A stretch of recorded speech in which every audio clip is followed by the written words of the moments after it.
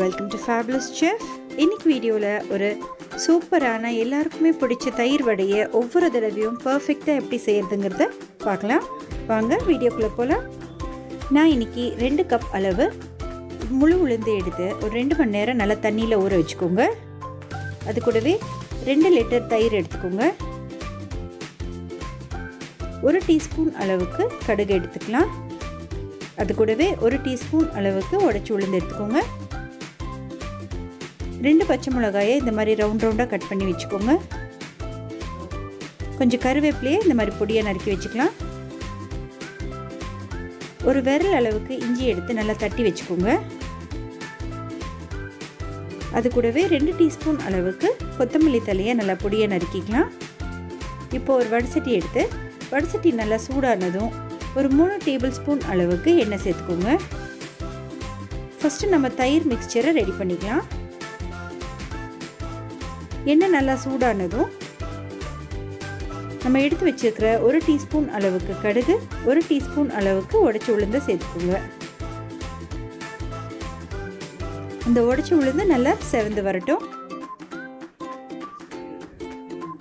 2 நிமிஷம் வணக்கிக்கோங்க. பாருங்கள், நம்மளோட உடைச்சி உளுந்து நல்லா செவந்து வந்துருச்சு.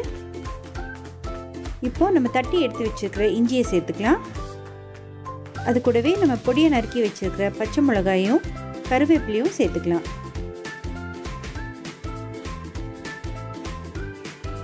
இது எல்லாமே ஒரு 2 நிமிஷம் வணக்கிக்கோங்க எண்ணெயில்.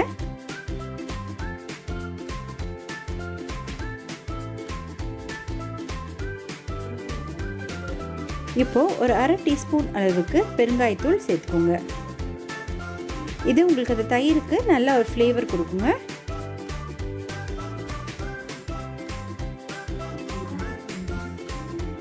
இப்போது நம்ம தாளித்த பொருட்கள் எல்லாம் நம்ம ரெடி பண்ணி வச்சுருக்கிற அந்த தயிரில் போட்டுக்கோங்க.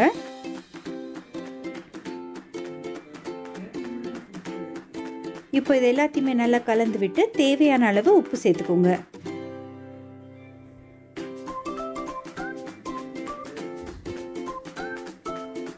இப்போ எல்லாத்தையுமே நல்லா மிக்ஸ் பண்ணி உப்பெல்லாம் கரெக்டாக இருக்கான்னு செக் பண்ணிக்கோங்க.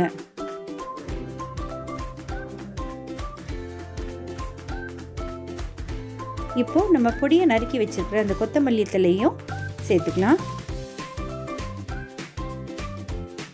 இந்த தயிரை ஒரு அகலமான பாத்திரத்தில் ஊற்றி வச்சுக்கோங்க.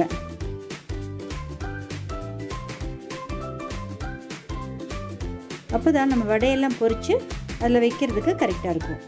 இப்போது நம்ம உளுந்து மாவை ரெடி பண்ணிக்கலாம். இப்போது ஒரு கிரைண்டரில் நம்ம ஊற வச்ச உளுந்தை எடுத்து நல்லா நைஸாக அரைச்சிக்கலாம்.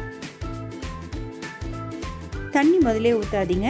கொஞ்சம் நல்லா உளுந்து அரைப்பட்டு இந்த மாதிரி நைஸ் ஆனதுக்கப்புறமா ஒரு 1/2 கப் அளவுக்கு மட்டும் தண்ணி சேர்த்துக்கலாம். மாவு நல்லா நைஸாக பொது பொதுன்னு வர வரைக்கும் நல்லா அரைச்சிக்கோங்க. பாருங்கள், நம்ம மாவு நல்லா ரெடி ஆயிடுச்சு. மாவு ரொம்ப தண்ணி ஆகிடக்கூடாது. இந்த மாதிரி கெட்டியாக நல்லா அரைச்சி வச்சுக்கோங்க. இப்போது தேவையான அளவு உப்பு சேர்த்து நல்லா கலந்து வச்சுக்கலாம்.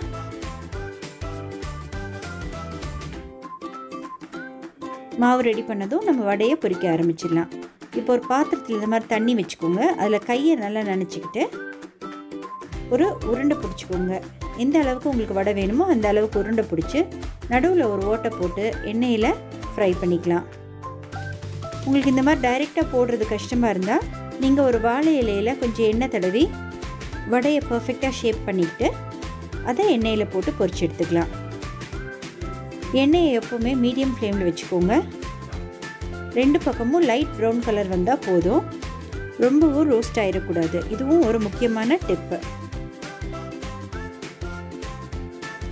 பாருங்கள், இந்த மாதிரி லேசாக பொன்னிறமாக வர வரைக்கும் ஃப்ரை பண்ணிக்கலாம். 2 பக்கமும் கரெக்டாக ஒரே மாதிரி கலர் வர வரைக்கும் ஃப்ரை பண்ணிக்கோங்க. இப்போது இந்த வடையெல்லாம் ஒரு பிளேட்டில் பேப்பர் டவல் போட்டு எடுத்து தனியாக வச்சுக்கோங்க. இப்போ தான் முக்கியமான சீக்ரெட் டிப் உங்களுக்கு சொல்லித்தர போகிறேன். பாருங்கள், நம்ம ஃப்ரை பண்ணி எடுத்து வச்சுக்கிற வடையை ஒரு பாத்திரத்தில் ஒரு 2 கப் அளவுக்கு நம்ம ரெடி பண்ண தயிரை ஊற்றிக்கோங்க. அது கூடவே 2 கப் அளவுக்கு தண்ணி சேர்த்து இந்த மாதிரி டைல்யூட் பண்ணி வச்சுக்கோங்க. அதில் தேவையான அளவு உப்பு சேர்த்துக்கோங்க. இப்போ நம்ம ஃப்ரை பண்ண வடையெல்லாம் ஒவ்வொன்றா எடுத்து அந்த தண்ணியாக இருக்கிற தயிரில் போட்டுக்கோங்க. 1 நிமிஷம் அளவுக்கு வச்சுட்டு அதை நம்ம கெட்டியாக ரெடி பண்ணி வச்சுருக்கிற அந்த தயிரில் போட்டுக்கலாம். போட்டு அதை நல்லா அந்த தயிரில் மூழ்கிற அளவுக்கு தயிரை மேலே போட்டு அதை ஊற வச்சுருங்க. அதே மாதிரி எல்லா வடையுமே இந்த முதல் தண்ணியாக ரெடி பண்ணி வச்சுக்கிற தயிரில் போட்டுட்டு அதுக்கப்புறமா அந்த கெட்டி தயிரில் மாற்றிக்கலாம். இந்த மாதிரி பண்ணுறனால நம்ம தயிர் வடை ரொம்பவும் சாஃப்டாக ஃப்ளஃபியாகவும் இருக்கும். அதே சமயத்தில் ரொம்பவும் தயிர் இழுக்காது. எப்போவுமே இந்த மாதிரி ஒரு அகலமான பவுல் வச்சுக்கோங்க. அதில் அந்த தயிர் வடையெல்லாம் ஃபைனலாக ஒவ்வொன்றா இந்த மாதிரி அழகாக அடுக்கி அது மேலே தயிர் நல்லா மூழ்கிற அளவுக்கு தயிர் சேர்த்து வச்சுருங்க. இந்த மாதிரி பண்ணுறனால நம்மளுக்கு ஒவ்வொரு தடவையும் பர்ஃபெக்ட் தயிர் வடை கிடைக்கும். நல்லா சாஃப்டாக ஃப்ளஃபியாக டேஸ்டியாக இருக்கும் நம்ம தயிர் வடை. இதே மாதிரி எல்லா தயிர் வடையும் நம்ம தயிரில் ஊற வச்சிடலாம். ஒரு 1/2 hour மட்டும் ஊற வச்சுட்டு நம்ம இமீடியட்டாக சர்வ் பண்ணிடலாம். கடைசியாக கொஞ்சம் கொத்தமல்லி தழை தூவி நம்ம தயிர் வடையை சர்வ் பண்ணிடலாம்.